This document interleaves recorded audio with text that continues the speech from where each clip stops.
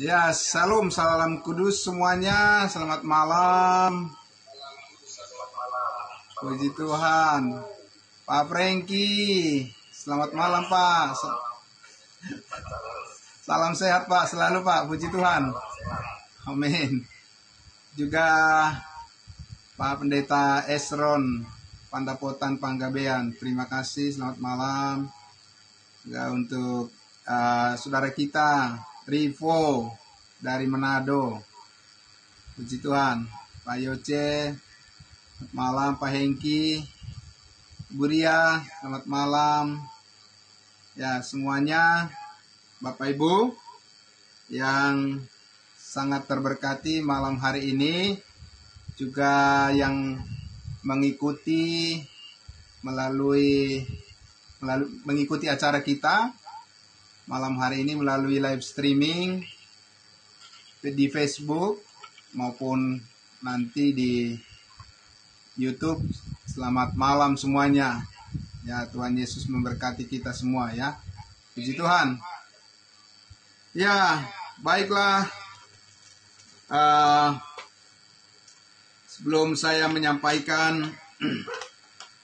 firman Tuhan terkait dengan topik kita malam hari ini, saya mengajak kita terlebih dahulu untuk menundukkan hati kita. Mari kita berdoa. Sungguh besar kasih setia Tuhan, sungguh besar pengharapan yang Tuhan nyatakan bagi kami semua, orang-orang percayamu, bahkan bagi seluruh umat manusia di dunia ini, melalui pengorbananmu, ya Yesus Kristus, di atas kayu salib. Engkau telah menyatakan bahwa segala dosa kami telah diampuni sekali untuk selama-lamanya. Kami juga sangat bersyukur untuk kemuliaan Kristus yang Engkau nyatakan kepada kami melalui kuasa Roh Kudus-Mu. Firman-Mu terus membukakan dengan terang benderang rencana Tuhan yang begitu indah bagi seluruh kehidupan kami, baik kemarin, hari ini, dan juga untuk yang akan datang selama-lamanya. Terima kasih atas janji Tuhan yang begitu nyata dalam hidup kami. Engkau telah memberikan kepada kami karunia keselamatan yang besar, kepastian memperoleh hidup yang kekal di dalam Kristus Yesus sekali untuk selama-lamanya.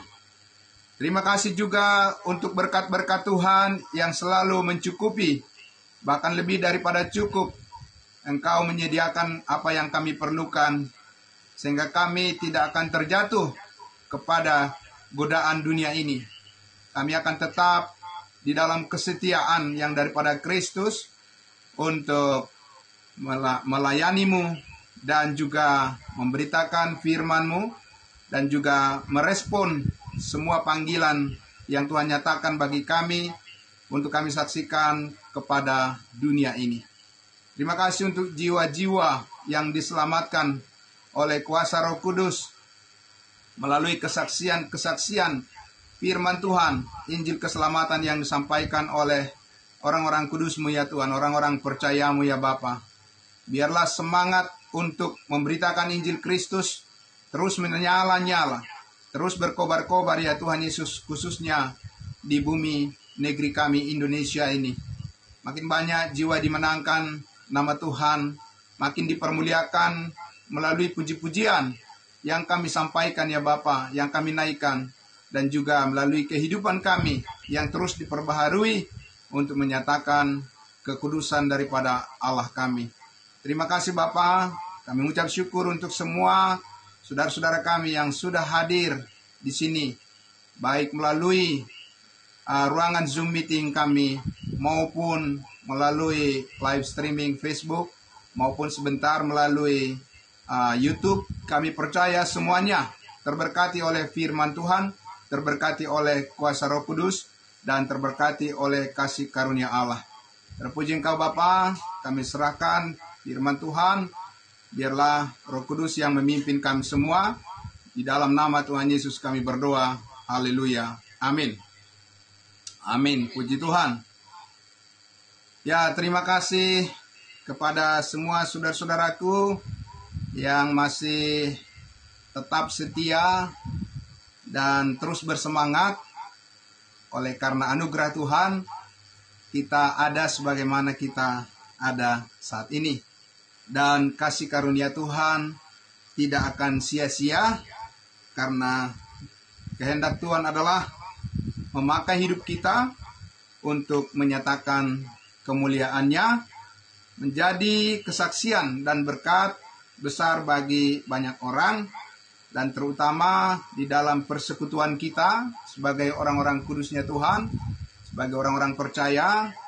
Kita yakin bahwa kasih karunia Tuhan akan terus membimbing hidup kita, membimbing hati dan pikiran kita untuk tetap fokus pada panggilan Tuhan untuk kita semuanya, agar kita menyatakan kerinduan kita seperti yang Tuhan nyatakan di dalam 1 Timotius pasal 2 ayat 3 dan 4, bahwa Allah menghendaki semua orang diselamatkan dan datang kepada pengetahuan akan kebenaran. Nah, Bapak Ibu yang sangat terberkati oleh kasih Tuhan Yesus, untuk topik yang sudah saya share, yang sudah saya bagikan, ini adalah bagian yang pertama, dan untuk hari Kamis depan kita akan lanjutkan dengan bagian yang kedua. Karena saya mempersiapkan topik ini untuk kita bicarakan lebih banyak, dan juga ditambah nanti melalui sharing, berbagi pengalaman, atau di sesi tanya jawab sesudah selesai saya memaparkan materinya. Jadi topik kita pada malam hari ini adalah akan kita bahas, apakah semua janji Tuhan bisa kita klaim adalah milik kita? Apakah semua janji Tuhan bisa kita klaim adalah milik kita? Dari sini kita nanti, Bapak Ibu Saudara yang dikasihi Tuhan Yesus, akan bisa lebih terang benderang memahami sebenarnya apa yang sedang Tuhan lakukan dengan firman-Nya di zaman anugerah, di zaman kasih karunia saat ini, ya. Nah, Bapak Ibu Saudara yang dikasihi Tuhan Yesus, kalau pertanyaan itu diajukan kepada umat Kristen pada umumnya, apakah semua janji Tuhan bisa kita klaim milik kita? Biasanya jawaban yang sangat polos akan kita temui dengan berkata ya, ya dan amin, begitu ya. Saking rindunya setiap orang ingin mendapatkan berkat-berkat Tuhan dengan mudah, mereka akan menjawab bahwa semua janji Tuhan adalah milik kita. Ya dan amin. Gitu ya, Bapak Ibu Saudara, ya. Nah, tetapi jika kita dengan jujur membaca dan memahami, mengerti akan Alkitab dengan pimpinan Roh Kudus tentunya, maka kita akan menemukan dan kita akan melihat bahwa tidak semua janji Tuhan di dalam Alkitab itu adalah milik kita atau ditujukan kepada kita, ya, Bapak Ibu Saudara.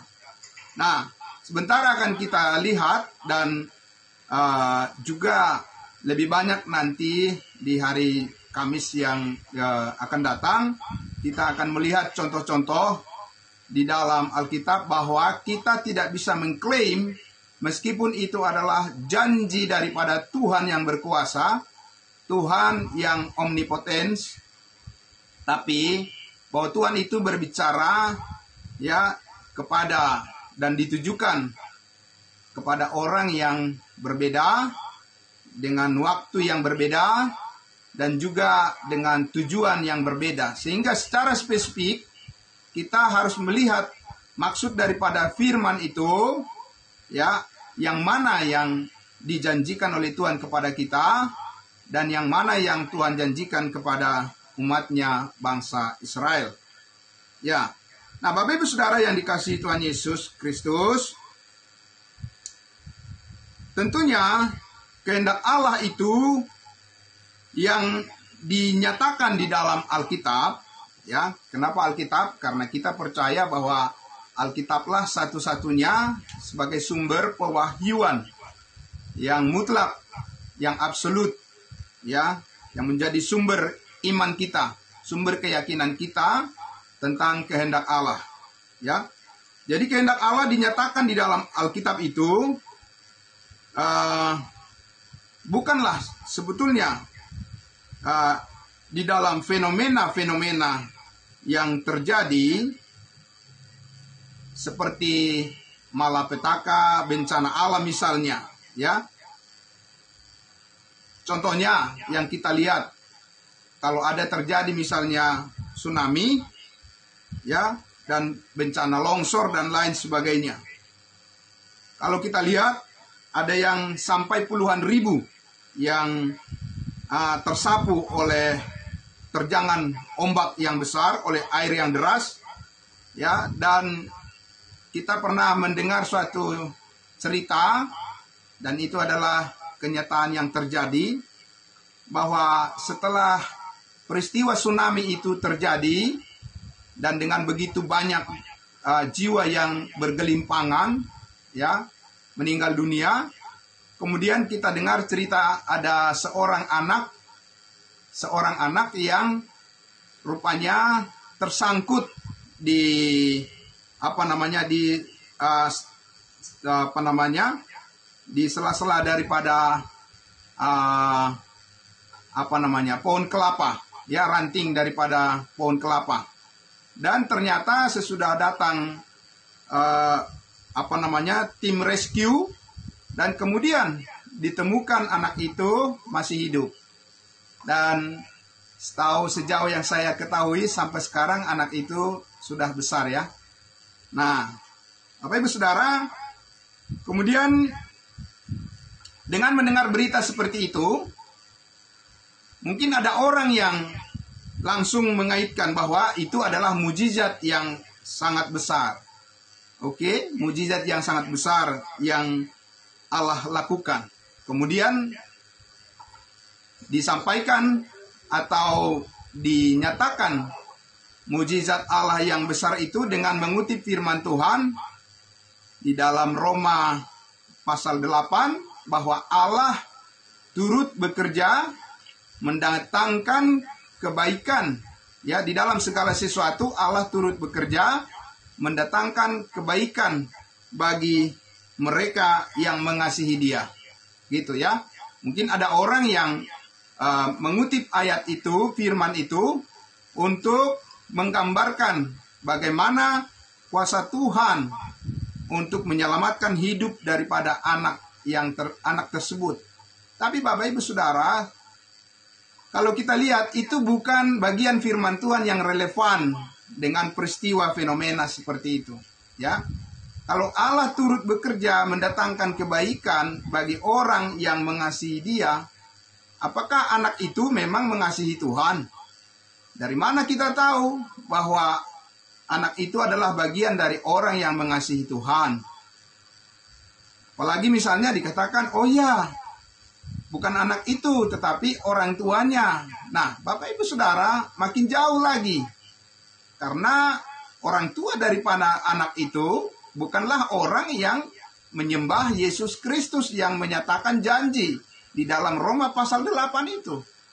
Nah, jadi Bapak Ibu Saudara yang dikasihi Tuhan Yesus, yang saya maksud adalah bahwa kita harus berhati-hati, ya, sangat berhati-hati untuk memahami kehendak Allah yang dinyatakan di dalam Alkitab itu, yang mana sebenarnya yang dijanjikan oleh Tuhan kepada siapa, dan yang mana yang dijanjikan kepada kita, sehingga kita benar-benar dengan firm, ya, dengan benar-benar yakin bahwa itu adalah merupakan kehendak Allah yang sedang dikerjakan dalam kehidupan kita saat ini, ya, dan bukan hanya persepsi kita, atau bukan hanya tebakan atau asumsi kita, karena mungkin semangat yang ada pada kita untuk mengaminkan firman Tuhan, maka hal yang salah yang dinyatakan yang tidak tepat pun kadang banyak umat Kristen langsung mengatakan amin saja.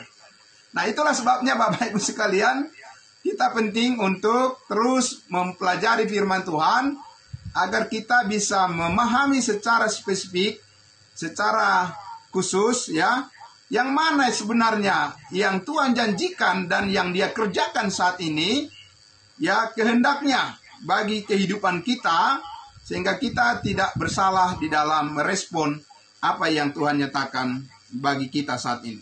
Bapak Ibu Saudara yang dikasihi Tuhan Yesus, bukan Allah tidak sanggup bekerja. Ya, bukannya Allah tidak sanggup bekerja. Kita ambil contoh tadi.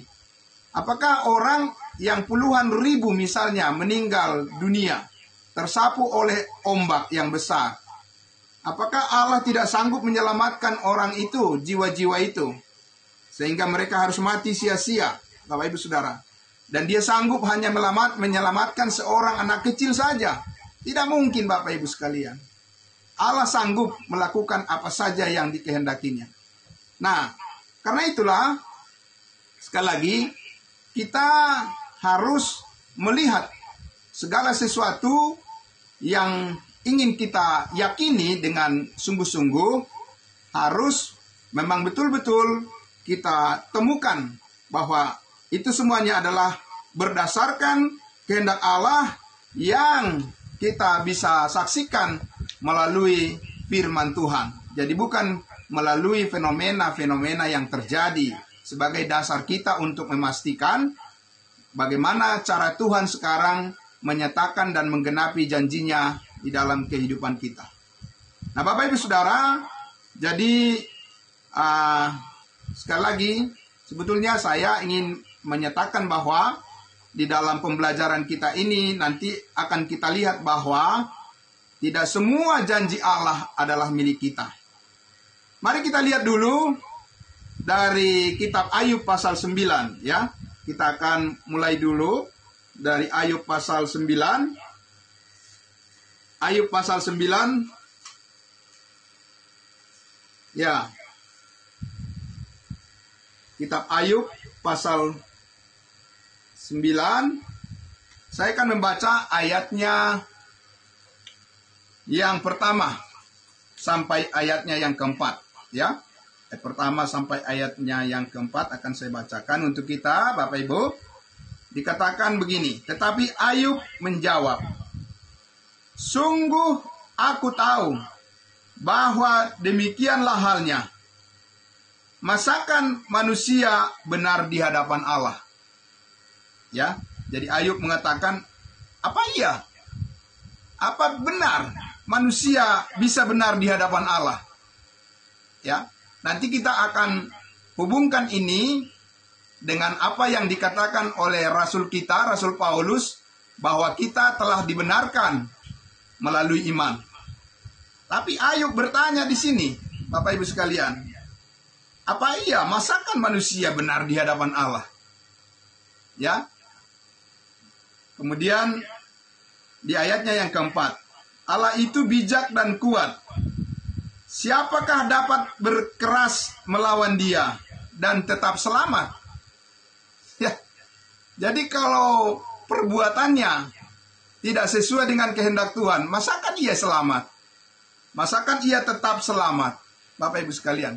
Nah, kalau kita tidak memahami konsep pembenaran dan konsep keselamatan yang dinyatakan oleh Allah melalui pemberitaan Injil yang disampaikan oleh Rasul Paulus, bahwa kita telah dibenarkan oleh iman, kita tidak bisa menjawab pertanyaan ini. Pertanyaan yang disampaikan oleh Ayub ini, Bapak Ibu Saudara. Jadi artinya, kita akan melihat bahwa ada penyataan Allah yang berbeda kepada orang yang berbeda di masa yang berbeda, dan dengan tujuan yang spesifik berbeda. Ya, Bapak Ibu Saudara. Tujuan Allah, kehendak Allah, firman Allah tidak ada yang salah. Tidak ada yang salah, Bapak Ibu Saudara. Manusia yang terkadang salah memahaminya. Kalau kehendak Allah tidak ada yang salah, dan firman Allah tidak ada yang salah, dan tujuan Allah tidak ada yang salah. Tetapi Allah membedakan kehendaknya kepada orang yang berbeda. Allah menyatakan firman-Nya, perintahnya, ya, kepada orang yang berbeda di masa yang berbeda dengan tujuan yang berbeda. Bapak Ibu Saudara. Nah, kalau kita lihat, coba kita masuk ke kitab Perjanjian Baru. Langsung ke Roma pasal 3. Kita lihat di Roma pasal 3. Ya. Roma pasal 3 ayatnya yang ke-10. Oke. Roma pasal 3 ayatnya yang ke-10 dikatakan, boleh saya baca dari ayat 9 saja. Jadi bagaimana? Judul perikop di atas itu dikatakan di situ, semua manusia adalah orang berdosa. Sepakat di sini Bapak Ibu bahwa semua manusia adalah orang berdosa? Ya, kalau hanya berhenti di situ saja, semua adalah manusia adalah orang berdosa. Lalu kita juga mengatakan kita juga sekarang adalah orang berdosa. Lalu nanti kita lihat upah dosa adalah maut. Berarti bagaimana kita ini, Bapak Ibu Saudara? Ya. Nah, jadi kita lihat di sini Tuhan menyatakan posisi atau keadaan kita sebelum kita diselamatkan, bahwa kita ini adalah orang yang berdosa. Tetapi sesudah kita diselamatkan, apa iya kita juga masih tetap dalam posisi itu? Kalau masih tetap dalam posisi orang berdosa, berarti tidak ada perubahan. Begitu ya. Tapi kita kan mengatakan Tuhan sudah mengubah hidup kita, dan tidak ada yang mustahil bagi Tuhan. Ya. Dan kita lihat di dalam Alkitab, terutama di dalam surat-surat Rasul Paulus, semua, ya, hampir semua Paulus selalu menyapa, menyatakan, menyebut, memanggil orang-orang yang dilayani oleh Rasul Paulus itu, dia tidak mengatakan mereka adalah orang-orang berdosa. Paulus mengatakan kepada orang kudus di Roma, kepada jemaat kudus di Korintus, kepada jemaat Allah, orang-orang percaya, orang-orang kudus di Efesus, kepada jemaat Allah, orang kudus di Filipi, kepada jemaat Allah, orang-orang kudus di Kolose, pada jemaat Allah yang kudus di Tesalonika, di Berea, dan seterusnya. Ya, jadi kita melihat di situ ada hal yang spesifik yang dinyatakan oleh Allah kepada kita saat ini, bahwa kita ini dipanggil, kita ini dinyatakan, disebut, ya, dikasih label, kalau bisa dikatakan. Tapi lebih tepatnya adalah panggilan kita adalah orang-orang kudusnya Tuhan, yaitu orang-orang yang sudah dipisahkan, orang-orang yang sudah dikuduskan oleh darah Kristus, bukan karena usaha dan perbuatan kita. Jadi kita lihat di situ Bapak Ibu sekalian, di Roma pasal 3 ini, ayat 9, Paulus katakan, jadi bagaimana? Adakah kita mempunyai kelebihan daripada orang lain? Sama sekali tidak. Sebab di atas telah kita tuduh baik orang Yahudi maupun orang Yunani, bahwa mereka semua ada di bawah kuasa dosa. Jadi ini adalah pernyataan statement secara general. Ini adalah berbicara tentang background, latar belakang daripada semua orang dalam hubungannya dengan Adam. Dan itu kalau kita baca seterusnya di pasal 5, Paulus sudah menjelaskan itu, bahwa oleh karena kesalahan atau oleh karena satu orang yang berbuat dosa, maka semua orang menjadi berdosa dan kehilangan kemuliaan Allah. Ya, di pasal 3 ini. Saudara, di ayat 10 dikatakan, seperti ada tertulis, tidak ada yang benar seorang pun tidak. Ya, tidak ada yang benar seorang pun tidak. Ini adalah pernyataan secara general, latar belakang daripada semua orang. Ya, dan dikatakan tidak ada seorang pun yang berakal budi, tidak ada seorang pun yang mencari Allah. 12. Semua orang telah menyeleweng, mereka semua tidak berguna, tidak ada yang berbuat baik, seorang pun tidak. Itulah pandangan atau di pemandangan di mata Allah. Semua orang tidak ada yang benar, tidak ada yang berbuat baik. Ya. Nah, Bapak Ibu Saudara yang dikasihi Tuhan Yesus, kenapa demikian? Karena status daripada semua orang dalam hubungan dengan Adam yang berdosa, yang di Taman Eden, ya, maka Allah menempatkan secara general status daripada setiap orang, bahkan dikatakan sejak dari dalam kandungan sudah berdosa, ya. Nah, maka kita lihat di ayatnya yang ke-23, masih Roma pasal 3 ini, ya, Paulus katakan, karena semua orang telah berbuat dosa dan telah kehilangan kemuliaan Allah. Nah, ini penting, ya. Kita lebih percaya, lebih yakin kalau di sini sebetulnya terjemahan yang lebih tepatnya adalah karena semua orang telah berdosa. Jadi karena ada perbedaan antara berdosa dan berbuat dosa. Mazmur 51 mengatakan sejak dari dalam kandungan sudah berdosa. Tidak dikatakan sejak dari dalam kandungan sudah berbuat dosa. Karena tidak mungkin ada orang di dalam kandungan berbuat dosa. Nah, jadi kalau berbicara tentang status kita dalam kaitan dengan Adam, nenek moyang kita, maka kita semua manusia, apakah berbuat atau tidak berbuat, statusnya sudah berdosa. Karena keberdosaan inilah, ya, status rohani di hadapan Allah, maka dikatakan dan telah kehilangan kemuliaan Allah. Nah, itulah yang disebut dengan mati rohani.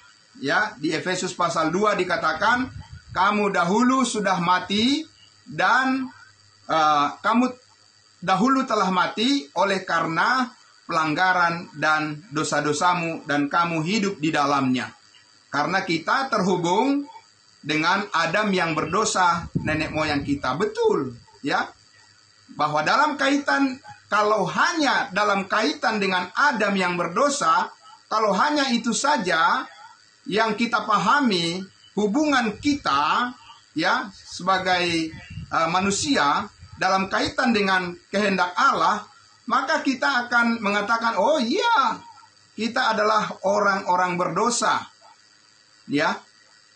Tapi kalau kita melihat hubungan kita dengan Kristus, bahwa Kristus, ya, sudah mati di atas kayu salib, darahnya telah dicurahkan dan dia dikuburkan untuk mengampuni, menebus kita dari segala dosa kita. Jadi ingat Bapak Ibu sekalian, Tuhan Yesus ketika di atas kayu salib itu berkata, sudah selesai.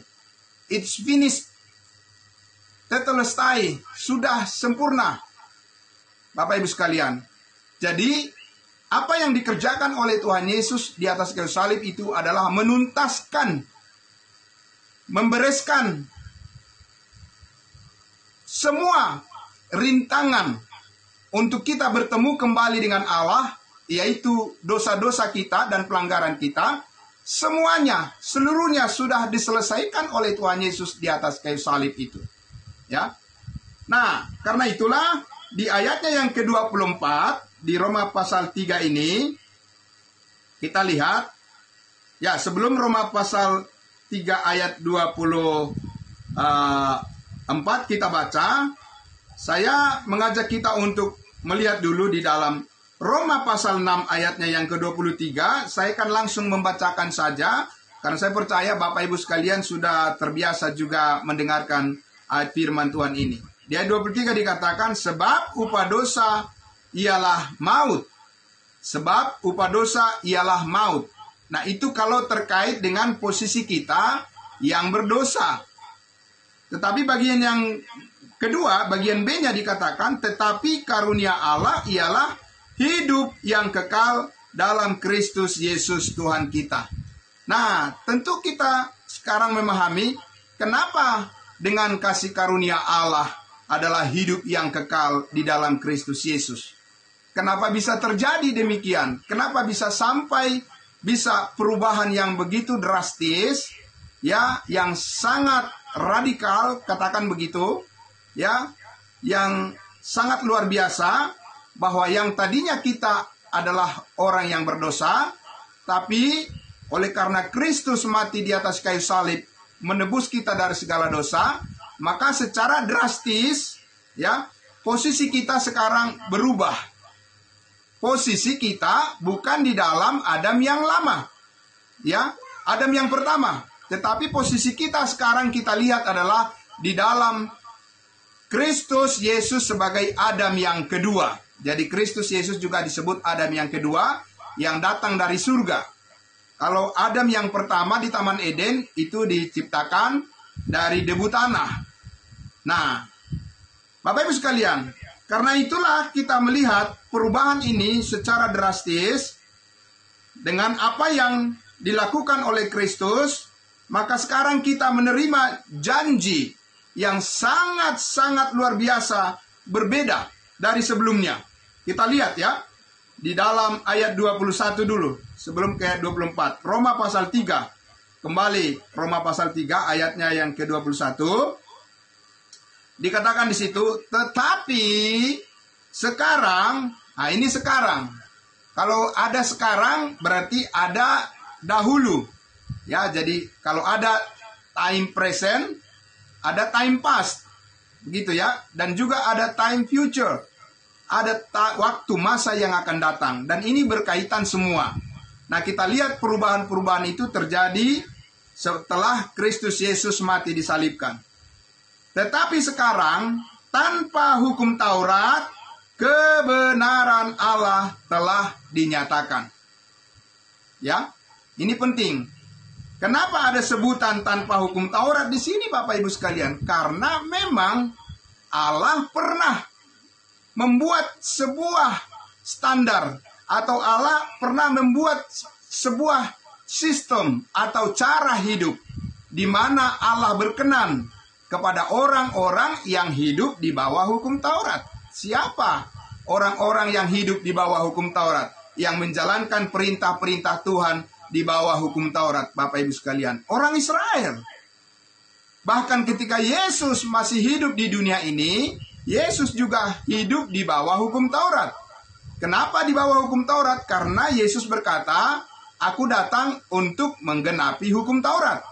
Dan Tuhan Yesus melakukannya. Yesus menggenapinya. Yesus memenuhinya, Bapak Ibu Saudara. Nah, terkait dengan kita sekarang dikatakan, tetapi sekarang tanpa hukum Taurat, kebenaran Allah telah dinyatakan. Seperti yang disaksikan dalam kitab Taurat dan kitab para nabi. Kebenaran yang bagaimana? Ayat 22. Yaitu kebenaran Allah karena iman dalam Yesus Kristus bagi semua orang yang percaya. Sebab tidak ada perbedaan. Nah, ini kata-kata yang sangat luar biasa ya. Bahwa sekarang kebenaran Allah adalah kebenaran karena iman. Kebenaran hanya melalui iman. Dari mana kita tahu ada kata hanya? Itu bisa kita lihat di dalam Efesus pasal 2 ayat 8 dan 9. Paulus mengatakan, Rasul kita mengatakan, sebab karena kasih karunia kamu diselamatkan melalui iman.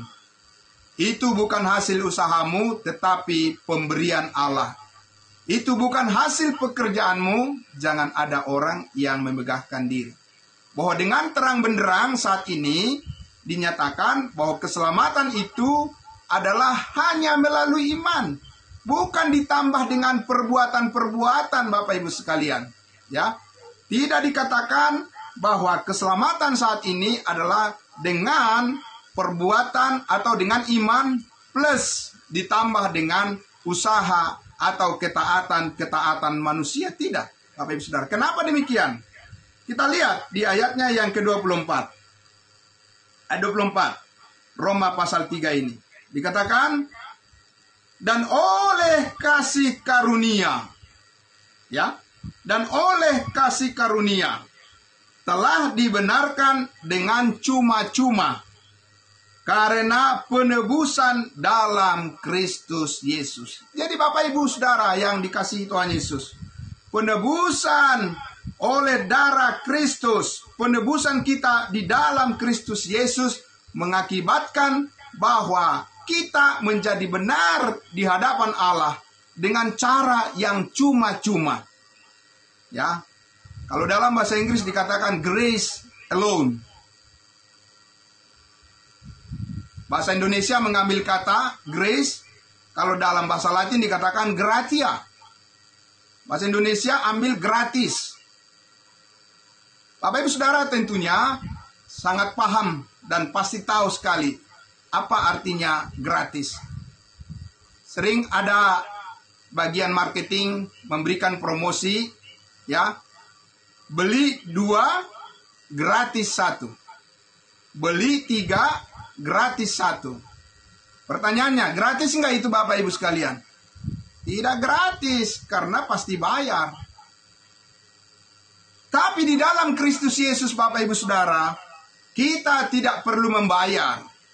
Yesus Kristus sudah selesai membayarnya di atas kayu salib. Amin. Itulah kebenaran kita saat ini. Maka setiap orang saat ini, setiap orang, tidak memandang latar belakang apapun, status sosial, ya, tidak memandang dari suku mana, bangsa mana, warna kulit apa, pengetahuan tingkatnya apa, tidak, Bapak Ibu Saudara. Karena di situ dikatakan tadi di ayat 22, yaitu kebenaran Allah karena iman dalam Yesus Kristus bagi semua orang yang percaya, sebab tidak ada perbedaan. Amin. Tidak ada perbedaan. Kenapa?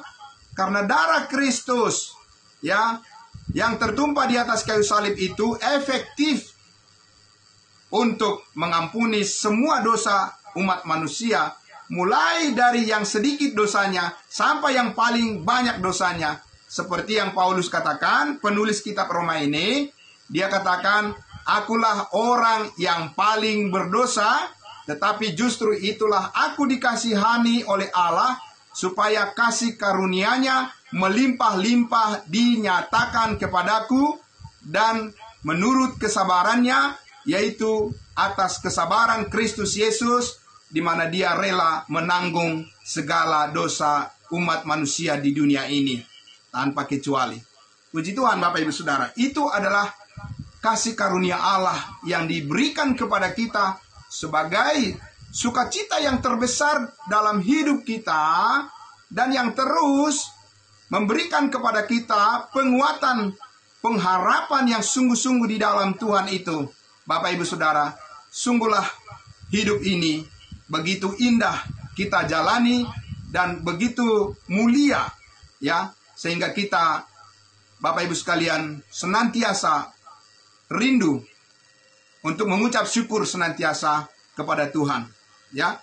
Nah, Bapak Ibu Saudara yang dikasihi Tuhan Yesus, karena itulah, ya, kalau kita lihat bahwa ketika Allah menunjukkan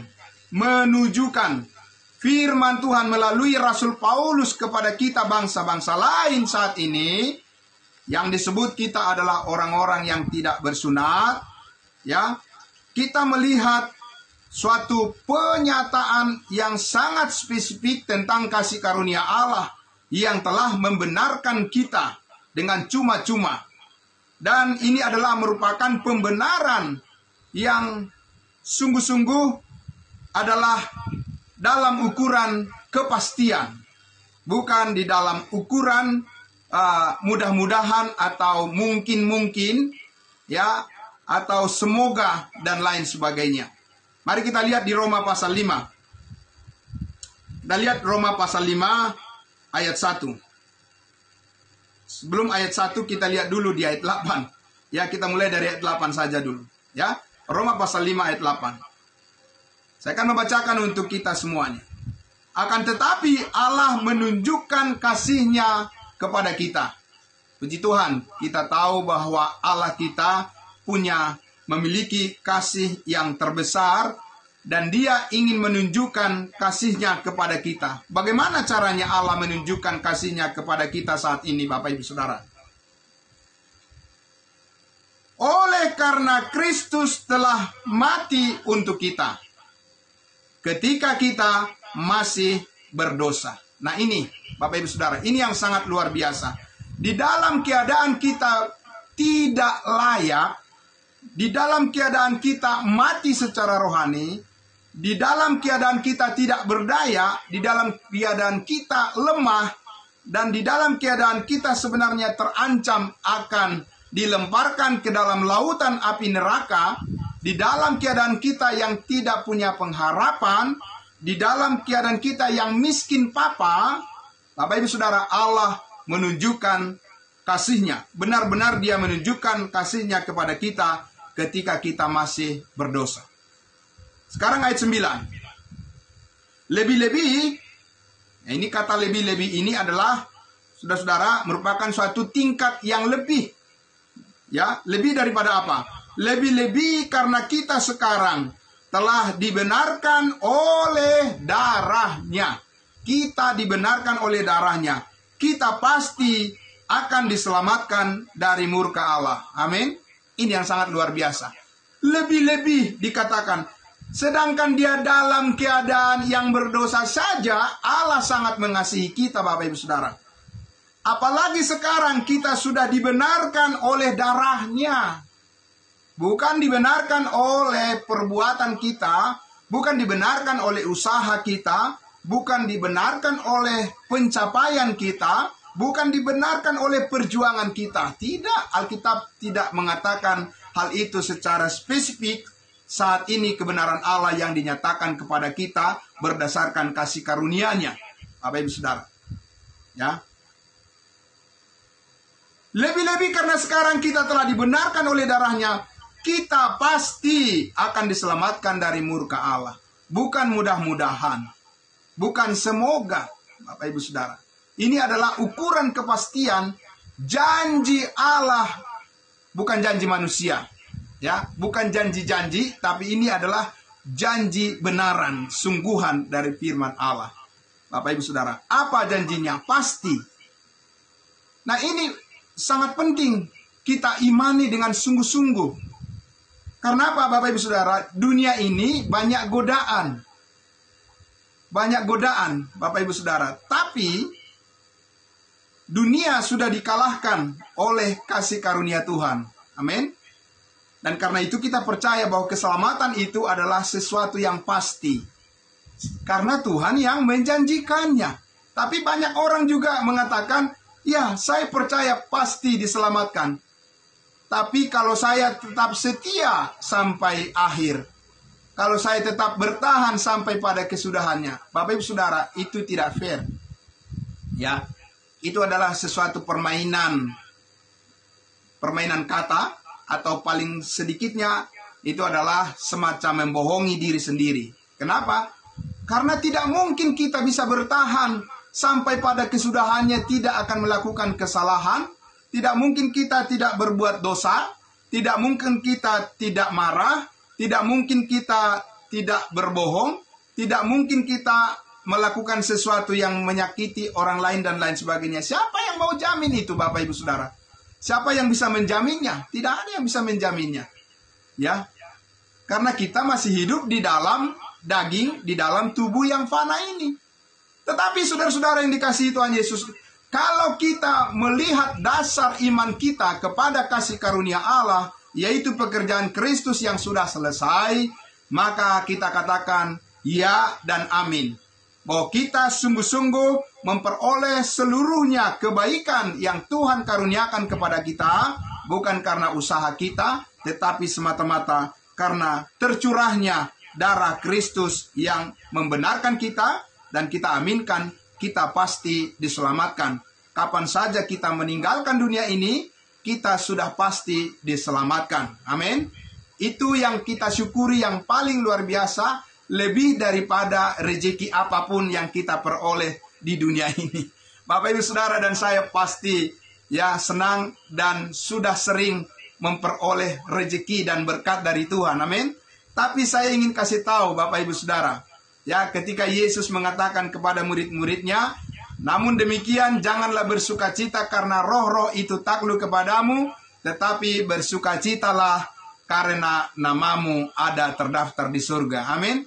ada satu semacam trigger, katakan begitu ya, pemicu bagi kita untuk selalu bersukacita senantiasa. Yang paling dasar, yang paling kokoh adalah kalau kita selalu ingat bahwa kapan saja kita meninggalkan dunia ini, kita sudah pasti diselamatkan masuk surga. Amin.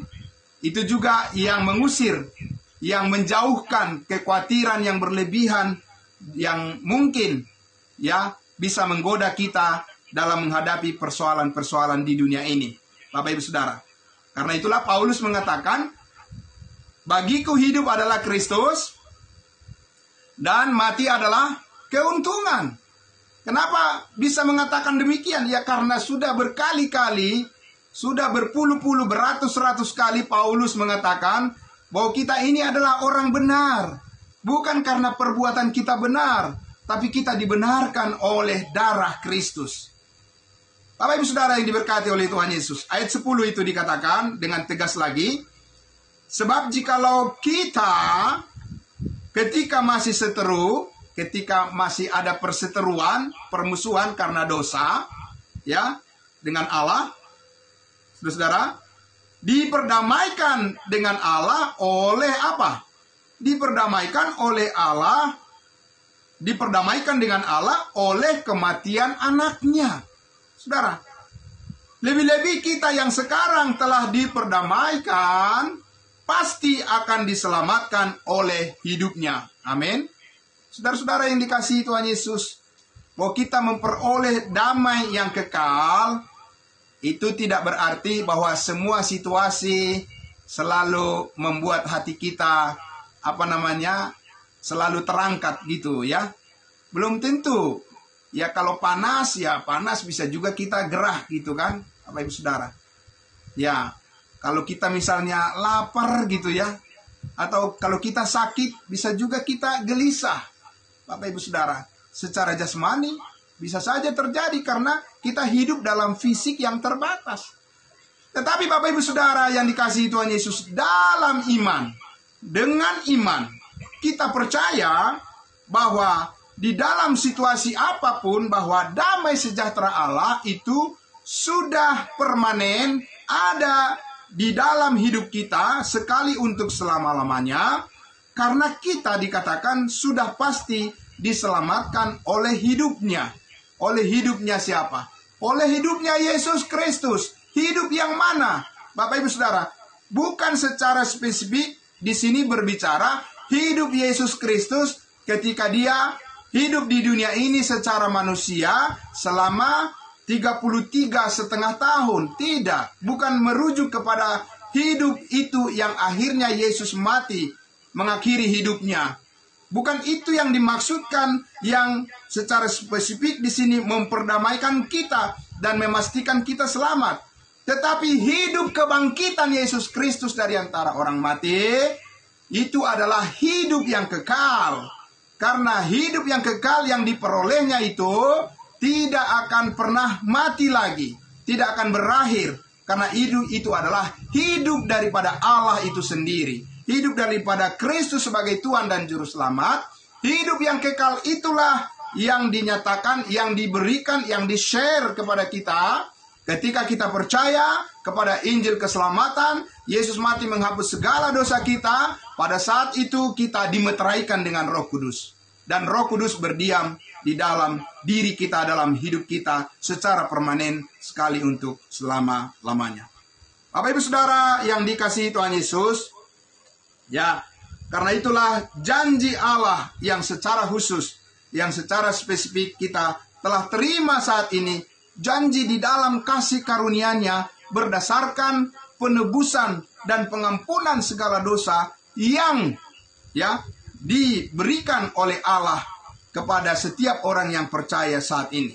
Ya, sebelum saya masuk pada bagian yang terakhir untuk sesi yang pertama ini, nah, saya mengajak Bapak Ibu Saudara untuk memikirkan sejenak, ya, untuk merenungkan sejenak Bapak Ibu Saudara. Kalau saya misalnya bertanya, kalau kita bertanya, apakah ketika Petrus pertama kali diselamatkan, Apakah ketika Yohanes pertama kali diselamatkan? Apakah ketika Yakobus 11 lah ya, 11 murid Yesus, karena Yudas itu adalah pengkhianat. Walaupun belakangan menjelang Yesus naik ke surga, sesudah Yesus naik ke surga, dia digantikan oleh Matias dan genap menjadi 12. Apakah Petrus, Yohanes, Yakobus ketika pertama kali diselamatkan, bahwa dia mengimani bahwa dosa-dosanya semuanya telah diampuni oleh Tuhan Yesus? Seperti berita Injil yang kita terima saat ini, Bapak Ibu Saudara. Tidak ada dikatakan di Alkitab itu, Bapak Ibu Saudara.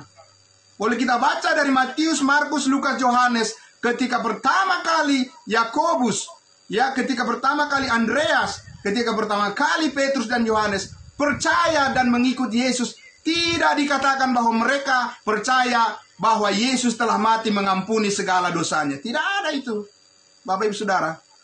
Ya, karena itulah pemberitaan itu kepada mereka, pemberitaan Injil kepada bangsa Israel yang disebut dengan Injil Kerajaan, itu berbeda dengan pemberitaan Injil kasih karunia Allah yang disampaikan oleh Yesus Kristus yang sudah dimuliakan di surga melalui Rasul Paulus kepada kita bangsa-bangsa lain saat ini. Amin.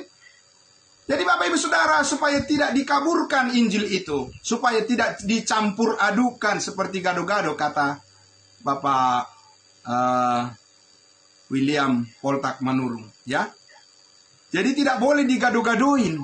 Karena kalau digado-gadoin, Bapak Ibu Saudara, dicampurkan dengan hukum Taurat, dicampurkan dengan usaha perbuatan dan sebagainya, Bapak Ibu Saudara, itu membuat kehendak Allah saat ini menjadi dirintangi.